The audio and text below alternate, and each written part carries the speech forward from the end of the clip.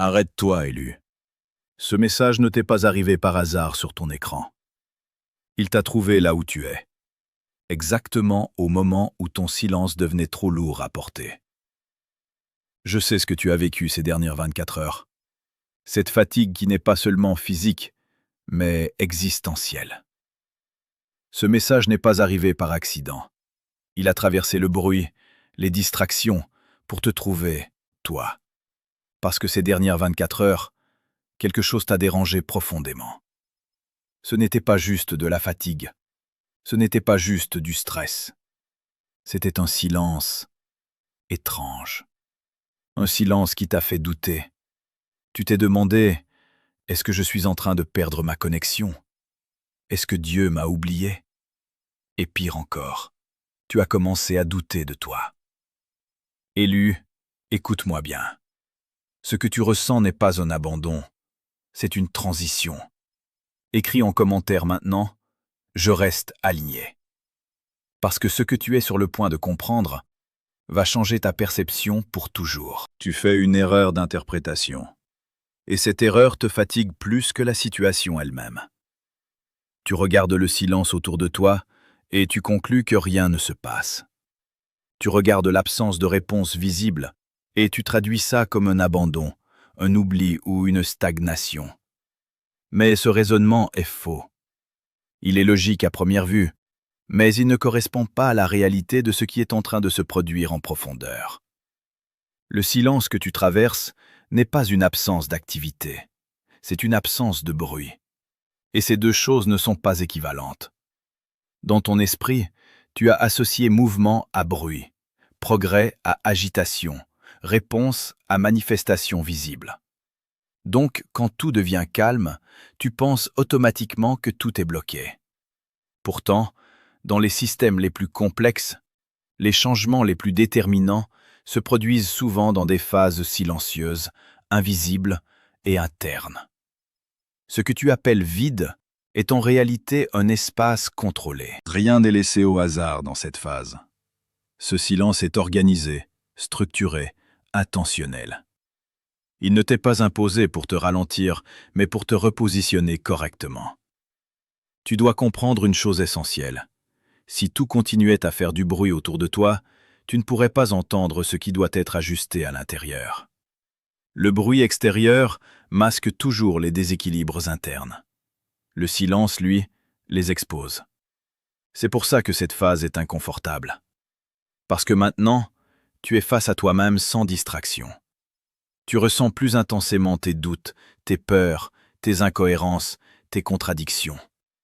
Et au lieu de voir ça comme un problème, tu dois commencer à voir ça comme une révélation contrôlée. Rien de ce qui remonte en toi pendant cette période n'est aléatoire.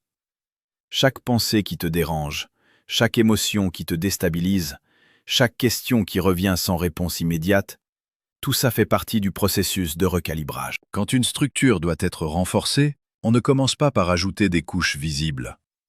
On commence par tester sa solidité interne. Et pour tester, il faut retirer les supports temporaires, enlever les distractions, isoler les points faibles. C'est exactement ce que tu vis. Ce silence agit comme une zone de test. Une zone où tu es observé non pas dans ce que tu montres aux autres, mais dans ce que tu es quand personne ne regarde, quand rien ne te stimule, quand rien ne te valide. Et c'est là que se joue la vraie transformation. Tu dis que tu stagnes. Mais est-ce que tu t'es demandé si tu étais réellement prêt pour ce que tu demandes? Parce que vouloir avancer est une chose. Être stable dans l'avancement en est une autre. Beaucoup veulent la prochaine étape, mais très peu sont capables de la maintenir une fois qu'ils y arrivent. Et ce que tu vis en ce moment, c'est une phase où ta capacité de maintien est en train d'être développée. On ne te prépare pas juste à atteindre quelque chose. On te prépare à le soutenir sans t'effondrer sous le poids de la responsabilité, de la pression ou de l'exposition. C'est pour ça que le silence est nécessaire. Dans le bruit, tu réagis. Dans le silence, tu te révèles. Et ce qui est en train d'être révélé en toi maintenant détermine si tu es prêt ou non pour la suite. Tu dois aussi comprendre pourquoi cette formation est différente. Tout le monde traverse des difficultés, Mais tout le monde ne traverse pas ce type de silence.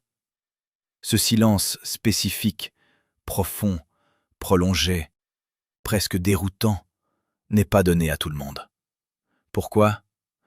Parce que tout le monde n'est pas destiné à porter un rôle qui exige ce niveau de stabilité intérieure. Une personne ordinaire peut fonctionner avec des validations extérieures, avec du mouvement constant, avec des confirmations régulières. Mais quelqu'un qui est appelé à guider, à influencer, à porter une responsabilité spirituelle ou émotionnelle élevée, cette personne doit être capable de fonctionner même quand il n'y a aucun retour immédiat. Et ça s'apprend uniquement dans le silence. Tu es en train d'apprendre à avancer sans applaudissements, à rester aligné sans encouragement, à continuer sans preuve visible. Et ce type de compétence ne s'acquiert pas dans le confort. Elle se développe dans des environnements contrôlés où tout semble arrêté alors que tout est en train d'être ajusté. Regarde bien ce qui se passe en toi. Avant, tu dépendais peut-être de certains signes pour te sentir en sécurité.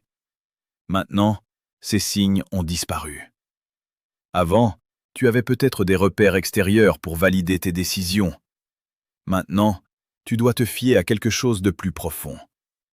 Ce changement n'est pas une punition.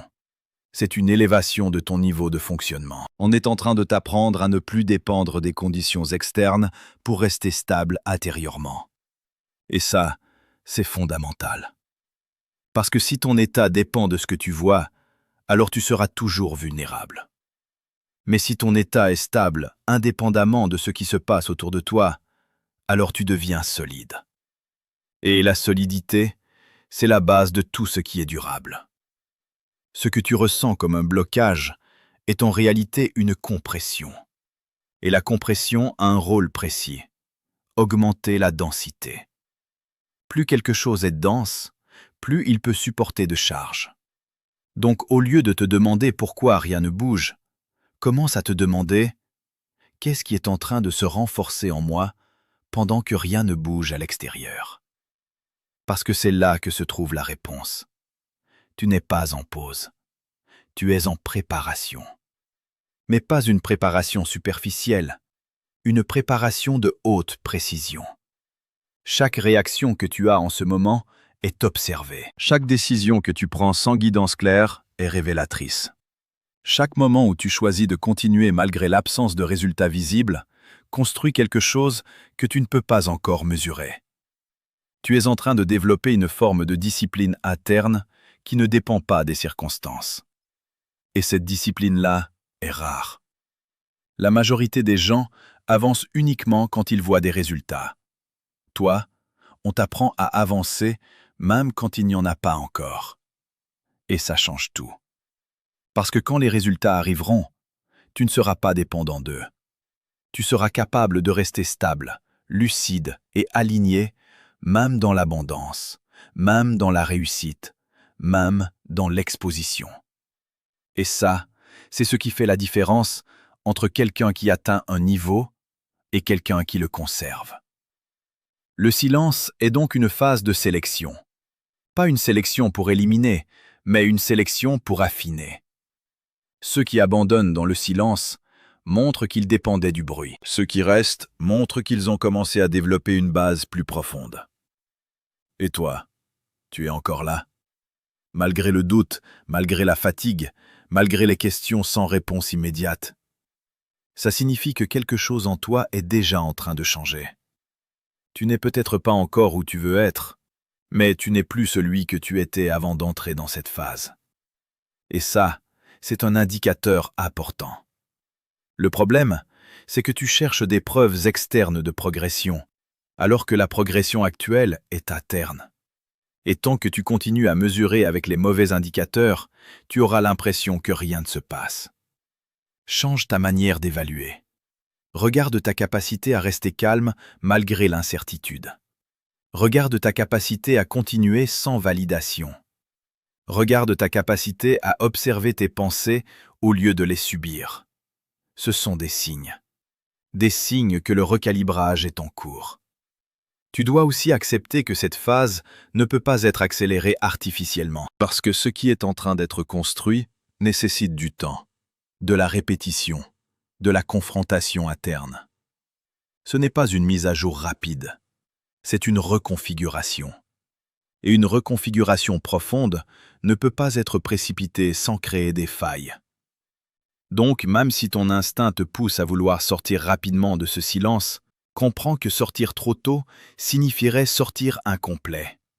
Et incomplet, tu ne pourrais pas supporter ce qui vient après. Ce silence te protège autant qu'il te forme. Il te protège de recevoir trop tôt. Il te protège de porter plus que ce que tu peux gérer actuellement. Il te protège de t'exposer sans être stabilisé. Donc, au lieu de résister à cette phase, commence à collaborer avec elle. Arrête de la voir comme un problème à résoudre et commence à la voir comme un processus à comprendre. Pose-toi les bonnes questions. Qu'est-ce que cette phase révèle en moi? Où est-ce que je réagis encore au lieu de rester stable? Quelles dépendances sont en train d'être exposées? Plus tu observes avec lucidité, plus tu avances rapidement dans cette phase. Parce que le but n'est pas de souffrir inutilement. Le but est d'apprendre efficacement. Et chaque moment où tu prends conscience de ce qui se passe en toi, réduit la durée nécessaire pour intégrer cette transformation. Tu n'es pas bloqué. Tu es en train d'être ajusté avec précision. Et même si tu ne vois pas encore le résultat final, tout ce que tu vis maintenant y contribue directement. Le silence n'est pas vide. Il est plein d'ajustements invisibles. Et quand le bruit reviendra, quand les choses recommenceront à bouger, tu réaliseras que tu n'es plus au même niveau.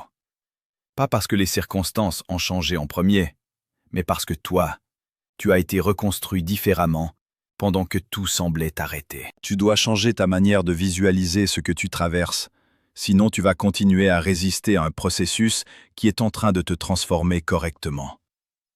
Tant que tu interprètes cette phase comme une perte, un ralentissement ou une confusion, tu vas la vivre comme une souffrance inutile. Mais dès que tu comprends sa logique interne, tout devient différent. Tu ne subis plus, tu observes. Tu ne paniques plus, tu analyses. Regarde la nature de manière concrète, sans romantiser. La transformation d'une chenille en papillon n'est pas un simple passage d'un état à un autre. Ce n'est pas une évolution progressive et visible où chaque étape est compréhensible. C'est une rupture complète avec l'état initial. La chenille ne s'améliore pas pour devenir un papillon. Elle cesse d'exister sous sa forme actuelle. C'est là que tu dois être honnête avec toi-même. Ce que tu traverses n'est pas une amélioration légère de ta situation. Ce n'est pas un ajustement superficiel. C'est une transformation qui exige la disparition de certaines parties de ton ancienne structure. Et c'est pour ça que ça te perturbe autant. Parce que ton esprit essaie de maintenir une continuité logique, alors que le processus que tu vis est une discontinuité contrôlée. Quand la chenille entre dans son cocon, tout ce qui la définissait commence à se dissoudre. Ses structures internes se décomposent. Son organisation initiale disparaît. Si tu pouvais observer ce moment sans comprendre le processus, tu conclurais que tout est en train d'être détruit sans but. C'est exactement ce que tu fais avec ta propre situation. Tu observes la perte de repères, la disparition de certaines motivations, le changement de tes réactions, et tu interprètes ça comme un dysfonctionnement. Pourtant, ce n'est pas un dysfonctionnement. C'est une désorganisation temporaire nécessaire à une reconstruction plus avancée. Tu ne peux pas garder ton ancienne manière de penser et en même temps accéder à un niveau supérieur de responsabilité ou de clarté. C'est incompatible. Donc ce qui se passe en toi en ce moment, c'est une forme de déconstruction intelligente. On retire ce qui n'est plus adapté. On dissout ce qui ne peut pas évoluer. On expose ce qui était caché derrière des habitudes, des automatismes, des identités que tu avais construites. Et pendant cette phase, tout semble flou. Tu peux même avoir l'impression de ne plus te reconnaître complètement. Ce que tu aimais avant te stimule moins. Ce qui te motivait ne fonctionne plus de la même manière. Tes réactions changent. Ton rapport aux autres évolue. Et ça crée une instabilité. Mais cette instabilité n'est pas un problème, c'est un passage. Ce qui est en train d'être reconstruit n'est pas encore visible. Mais ce qui doit disparaître est déjà en train de partir. Et ça, C'est une étape que beaucoup de personnes refusent inconsciemment. Elles veulent la transformation, mais elles ne veulent pas la perte temporaire de contrôle qui l'accompagne. Elles veulent évoluer tout en gardant les mêmes bases. Mais ça ne fonctionne pas comme ça. Tu ne peux pas devenir autre chose en restant identique. Donc ce que tu ressens comme une perte de structure est en réalité un espace en train d'être libéré. Et cet espace est nécessaire. Parce que si tout restait intact, il n'y aurait aucune place pour ce qui doit être construit. Maintenant, prends un autre angle. Quand la chenille est dans son cocon, elle est complètement isolée. Elle n'interagit plus avec son environnement comme avant, elle ne reçoit plus les mêmes stimuli, elle n'est plus visible. Elle est retirée du flux habituel. Pourquoi? Parce que toute influence extérieure pendant cette phase pourrait perturber la précision du processus interne. Et c'est exactement ce que tu vis. Ton isolement actuel, qu'il soit émotionnel, mental ou même social, n'est pas une punition. C'est une condition nécessaire pour éviter les interférences. Parce que si tu étais constamment exposé au bruit, aux opinions, aux attentes des autres, tu serais constamment en train de t'ajuster à l'extérieur au lieu de te transformer à l'intérieur. Et cette transformation demande de la concentration. Pas une concentration superficielle, mais une concentration profonde, presque involontaire, où ton système interne travaille sans interruption pour réorganiser ce qui doit l'être. Tu dois comprendre que ce processus ne dépend pas uniquement de ta volonté consciente. Il y a des choses en toi qui sont en train d'être recalibrées à un niveau que tu ne contrôles pas directement. Ton rôle n'est pas de tout diriger. Ton rôle est de ne pas interrompre. Et l'interruption principale, c'est la résistance. Chaque fois que tu refuses ce qui se passe, que tu t'énerves contre le silence, que tu forces des réponses ou que tu cherches à recréer du bruit artificiellement, tu ralentis le processus. Pas parce que tu es puni, mais parce que tu introduis des contradictions.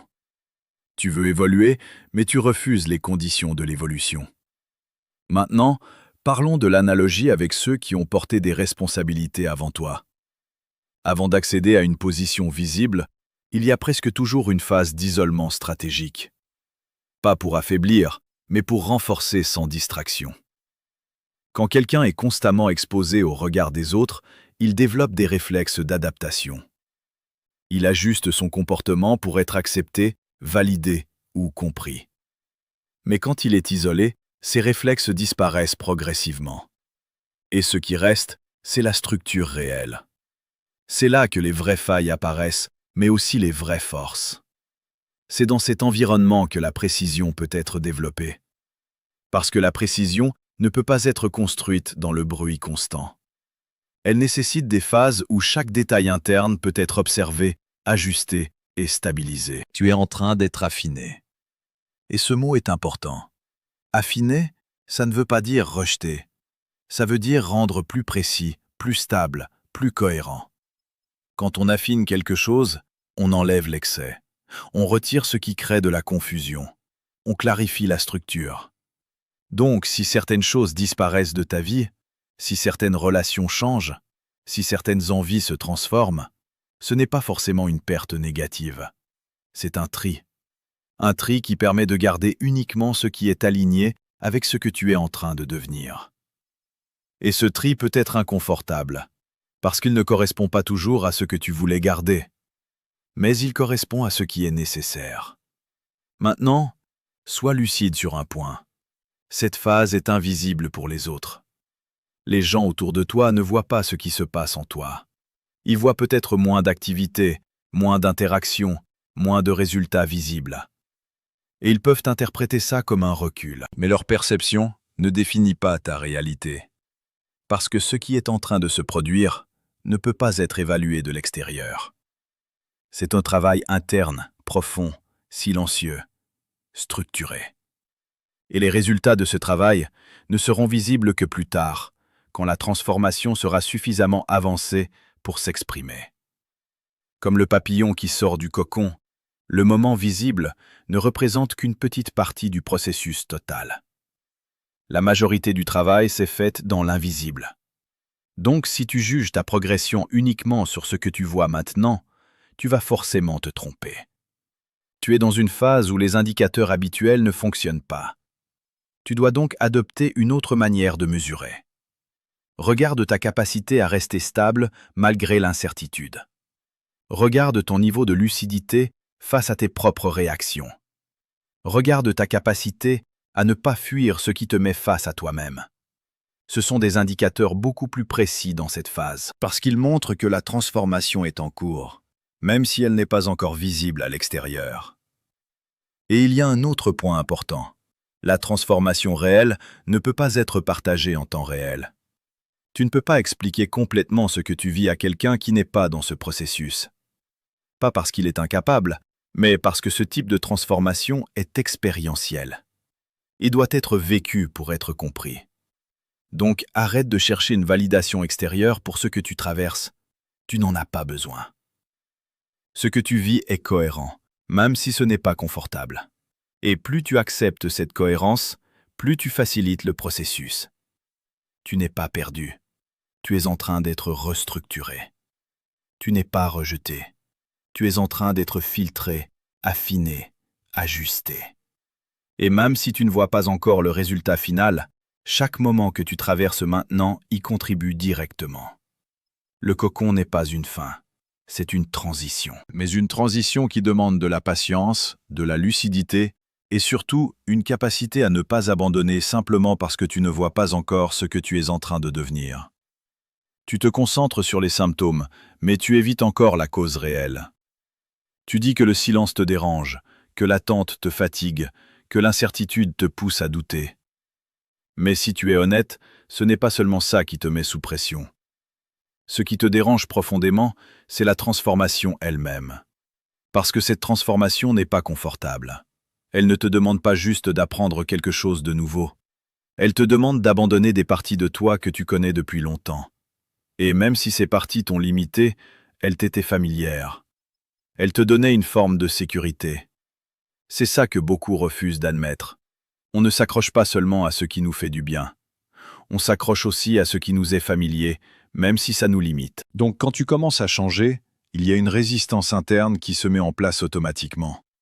Pas parce que tu es contre ton évolution, mais parce qu'une partie de toi essaie de préserver ce qu'elle connaît. Cette partie-là, c'est ton ancienne identité. Elle est construite à partir de tes expériences passées, de tes échecs, de tes habitudes, de tes mécanismes de protection.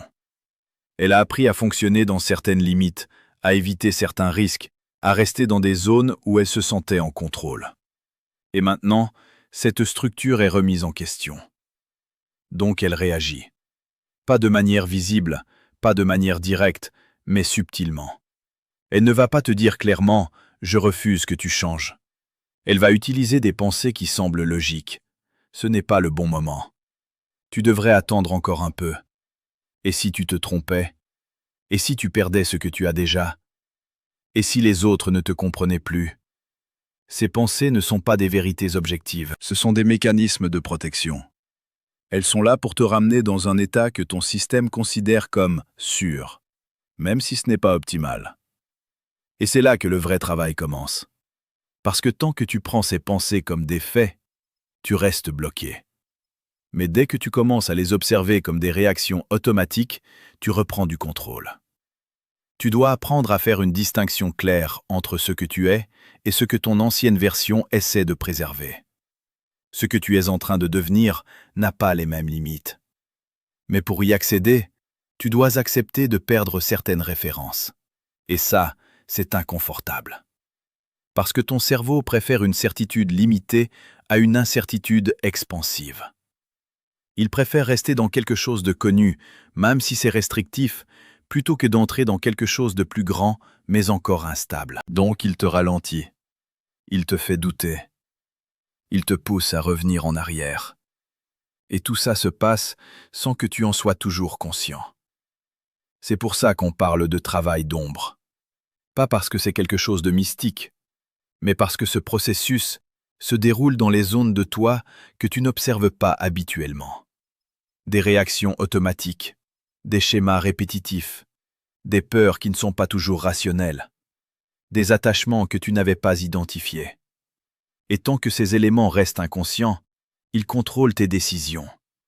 Tu peux vouloir avancer consciemment, mais si inconsciemment tu résistes, tu vas créer un conflit interne. Et ce conflit, tu le ressens comme de la fatigue, de la confusion, de l'hésitation. Tu avances un peu, puis tu recules. Tu prends une décision, puis tu la remets en question. Tu ressens de la clarté, puis elle disparaît. Ce n'est pas un manque de capacité, c'est un manque d'alignement entre tes différentes couches internes. Une partie de toi veut évoluer. Une autre veut rester stable dans l'ancien cadre. Et tant que ce conflit n'est pas clarifié, tu restes dans un entre-deux. Donc le vrai travail n'est pas de forcer le changement. Le vrai travail est d'identifier précisément ce qui en toi résiste. Pose-toi des questions concrètes. Qu'est-ce que j'ai peur de perdre si je change réellement? Qu'est-ce que je protège encore sans m'en rendre compte? À quoi suis-je inconsciemment fidèle? Parce que souvent, il y a une loyauté invisible. Une loyauté envers une ancienne version de toi-même. Une loyauté envers des attentes extérieures. Une loyauté envers des rôles que tu as joués pendant longtemps. Et cette loyauté te retient. Pas parce qu'elle est mauvaise, mais parce qu'elle n'est plus adaptée. Tu dois comprendre que grandir implique parfois de devenir méconnaissable pour certaines personnes. Et ça, c'est une réalité que beaucoup évitent. Parce que l'être humain a un besoin profond d'appartenance. Donc, il ajuste son évolution pour rester acceptable, reconnaissable, validé. Mais si tu fais ça, tu limites ton expansion. Tu restes dans une version réduite de toi-même pour ne pas perturber ton environnement. Et à long terme, ça crée de la frustration. Parce que tu sens que tu pourrais être plus, mais tu ne t'autorises pas à l'être complètement. Donc tu dois faire un choix. Pas un choix émotionnel, mais un choix lucide. Est-ce que tu préfères rester fidèle à une version de toi qui est confortable mais limitée? Ou est-ce que tu acceptes de devenir quelqu'un de plus aligné, même si ça implique de passer par une phase où tout n'est pas stable? Ce choix, personne ne peut le faire à ta place. Et il n'est pas ponctuel. Tu dois le refaire à chaque étape. Chaque fois que tu sens cette résistance revenir, chaque fois que tu es tenté de revenir à tes anciens schémas, chaque fois que tu veux éviter l'inconfort du changement, c'est là que tu dois intervenir consciemment. Pas en te forçant brutalement, mais en reconnaissant ce qui se passe. Ok, cette pensée essaie de me protéger. Ok, cette peur est liée à quelque chose que je connais. Ok, cette hésitation vient de mon ancienne manière de fonctionner. Et une fois que tu vois clairement, tu peux décider. Pas réagir. Décider. Et cette différence est essentielle. Réagir, c'est automatique. Décider, c'est conscient. Plus tu développes cette capacité, plus tu reprends le contrôle de ton évolution. Et à un moment, quelque chose change. Les pensées limitantes ne disparaissent pas forcément immédiatement, mais leur impact diminue. Parce que tu ne les prends plus comme des ordres. Tu les vois comme des signaux. Et tu choisis si tu les suis ou non.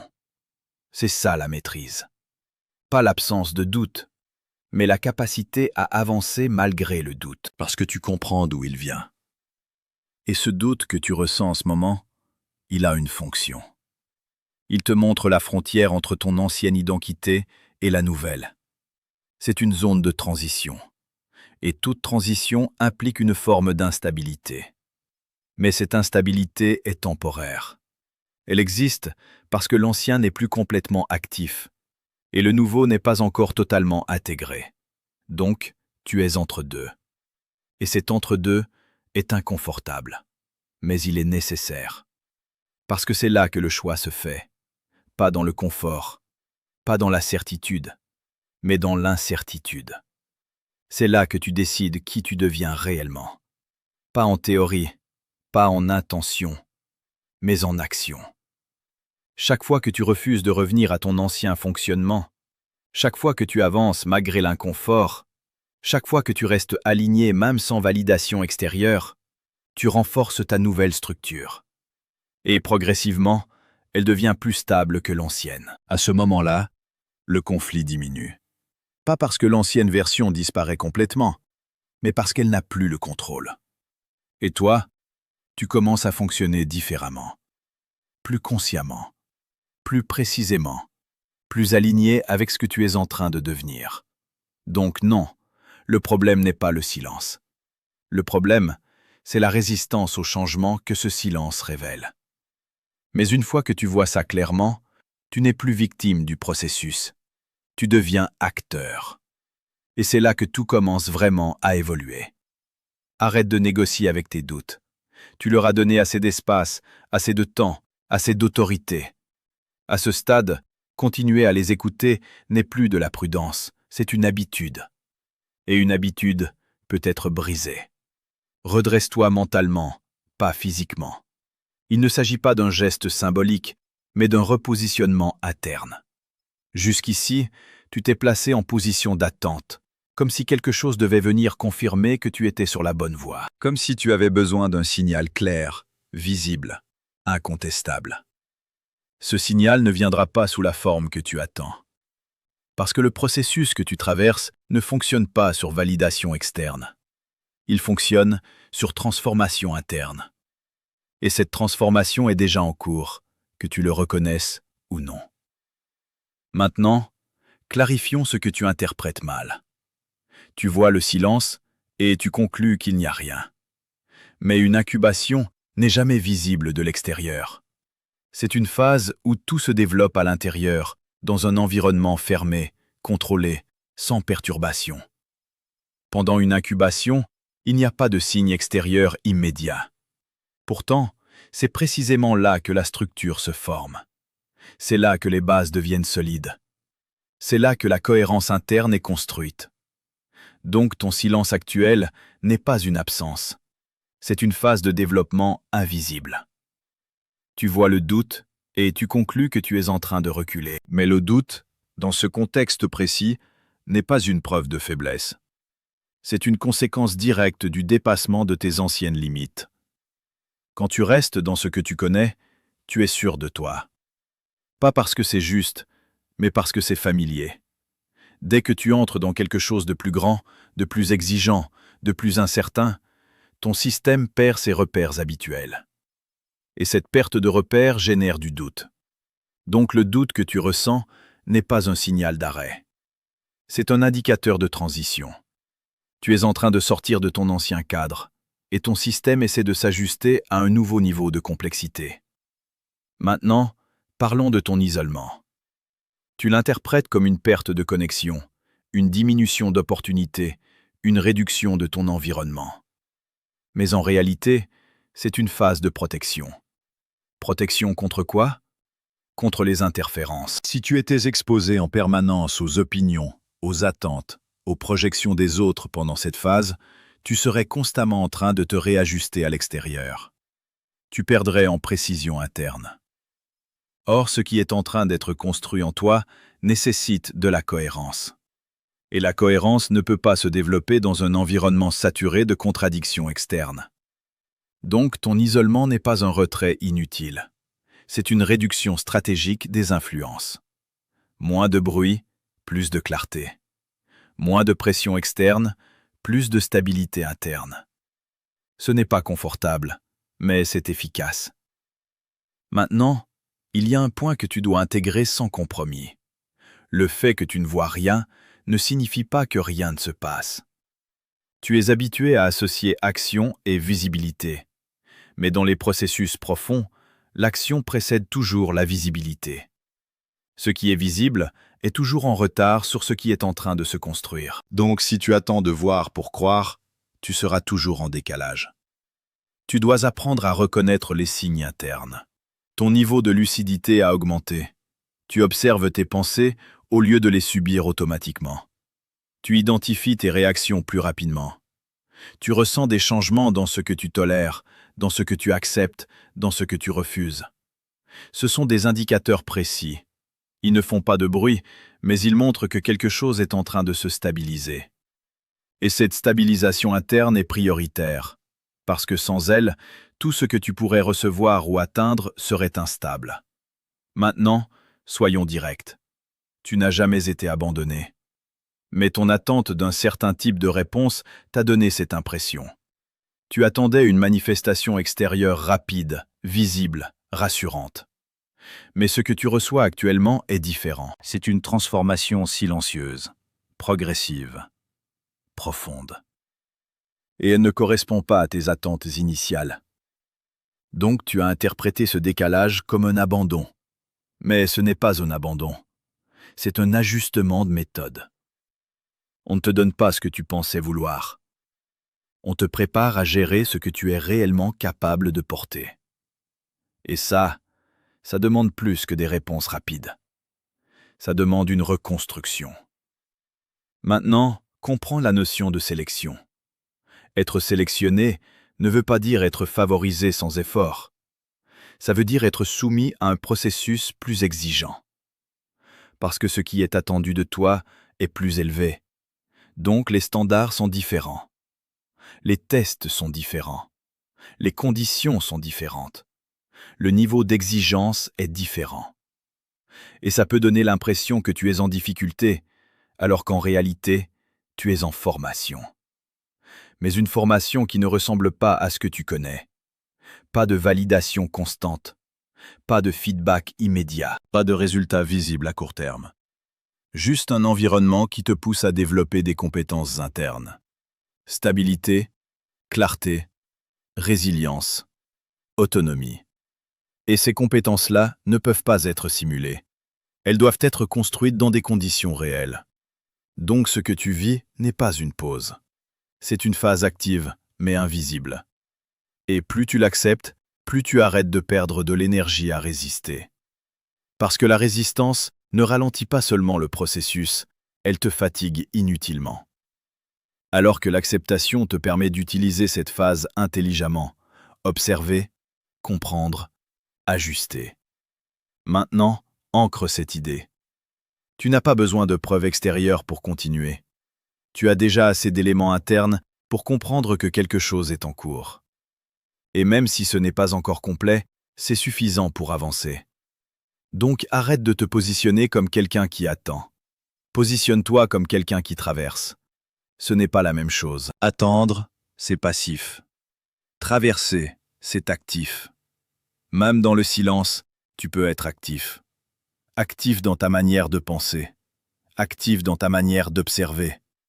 Actif dans ta manière de rester aligné malgré l'incertitude.